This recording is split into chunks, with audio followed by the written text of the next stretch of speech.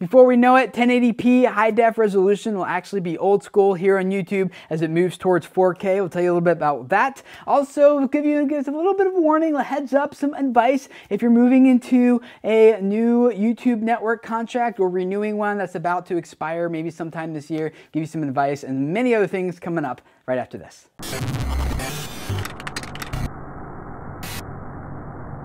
Hey guys, my name is Tim Schmoyer and it's Tuesday, which you guys who've been around here in 2013 know that means it's time to look at some online video news from last week and talk about the implications it has for us as creators here on YouTube and on other video platforms that are out there. So one of the big stories that was out last week is how Daily Grace, who was with my damn channel for many years, since 2008, she signed with them, and then in 2010 they took her over to YouTube, and then since 2010 to now she has amassed over 2.5 million YouTube subscribers on her channel and is doing very well. But last week her contract with them ended and she did not want to renew it. She wanted to branch out on her own, but because her contract said that my damn channel actually owns all the intellectual property of her channel, every video she's created, all her subscribers, everything, she cannot get any of that back. And so when she moves on, she's moving to a new channel, starting all over, which if you're going from 2.5 million subscribers to 100,000 subscribers, like,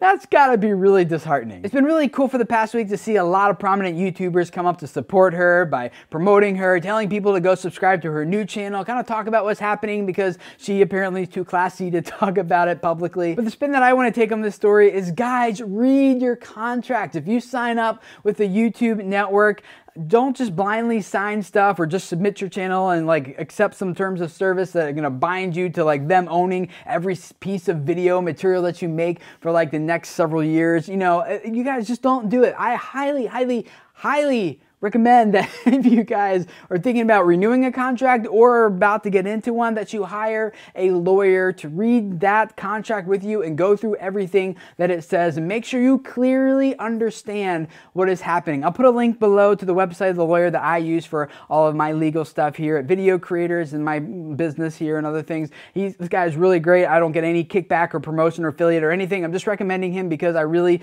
do value his service and he does a great job. It's really helpful just teaching me what's happening, not just telling me what to do. Plus, his prices are very reasonable, he's prompt, and he specializes in working with online creatives. So guys, check him out if you're looking for a lawyer, especially if you're gonna sign a contract, do that first. Coming up next week in Las Vegas is CES, and one of the announcements that YouTube is expected to make is how they are expanding this site from being just in 1080p HD to then also including 4K resolution, which you don't know what that is. It's like 4 times the resolution as 1080p. There's a lot of technical difficulties that go into that though, because whenever you have a file size of like that massive to stream in 4K, there's gotta be like people in low bandwidth, they still wanna enjoy that high resolution, but how do you stream such massive amounts of data to like a small pipe? And that is one of the things that YouTube also is trying to address. Most people are doing this through the codec, which is H.265, but Google has developed their own codec called VP9, which supposedly drops the bandwidth in half of what it takes to stream one of these large media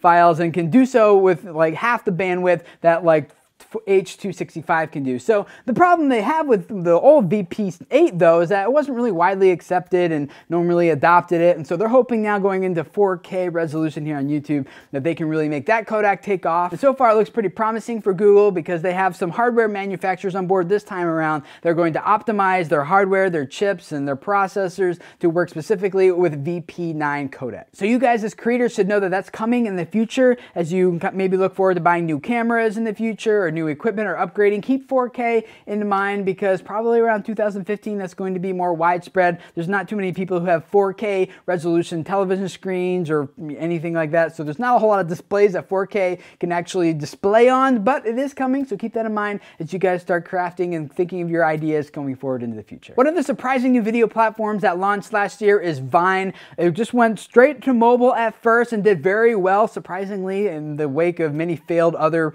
apps that have done something similar. Vine actually took off, backed by Twitter, and is doing a great job, and I love Vine. But now it is expanding off of mobile and onto desktops. In fact, if you're on a Windows machine, you can download a Windows app or a program straight for Windows, or if you're not like me on your Mac, then you can just go to vine.co and use Vine now from your desktop. And this, to me, is a very interesting move because Vine was always kind of thought of as like the mobile video thing. You know, you're just watching it that big and 6-second clips, not a big deal. But with it moving to the desktop, I don't think it's a competitor to YouTube, but it now is kind of like another platform. It's getting closer to competing with YouTube. And I think it's something for us to keep our eye on. And if you're not already on Vine, maybe this would be a great opportunity for you to jump over there, start experimenting with that system, learn that platform so that, you know, as it grows in the future, you can kind of have your audience diversified a little bit. And also, I just think it's a lot of fun because it's a totally different approach to video than what we have here on YouTube. I'm certainly not taking advantage of its full potential yet, but I am still playing with it. And so if you want to experiment along with me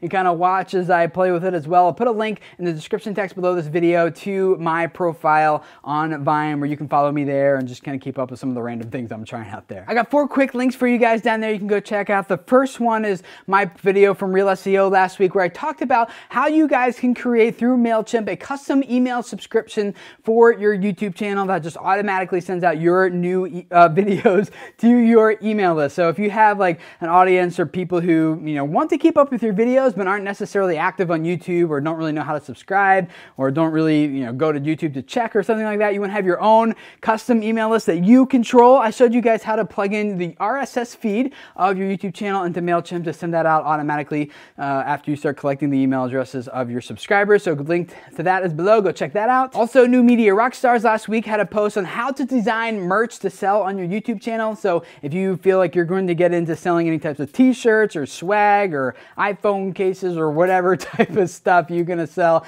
check out that link below. It'll tell you how to design that and how to sell that best through your channel. Number 3, something that I really enjoy here is live streaming. I love doing Google Plus Hangouts on air with you guys. Another one is coming up at the end of this month that you won't want to miss. More information about that later, but there's a link down there that shows you exactly how to live stream on YouTube. It has a little bit more of a technical learning curve to it than just posting a video. They're working on making it as streamlined and simple and easy as possible, but until then, if you want a complete walkthrough from YouTube themselves, teaching you how to use live events and when to use them and how to set it all up and do it correctly, I'll put a link to that below as well. And finally, if 2014 includes making a new website for your YouTube channel and you want to know what types of things should I include on my homepage of my website, well, there's a great article that just came out from Moz.com last week. I'll put a link to that below as well. It actually includes a video of them walking through everything. There's a couple updates I learned I need to make to my site at VideoCreators.com, so I'll be making those soon. I'd love to hear from you guys in the comments below about what advice and suggestions and tips you would give to someone who's either entering into a contract with the YouTube network or is about to renew their contract. I know this is a highly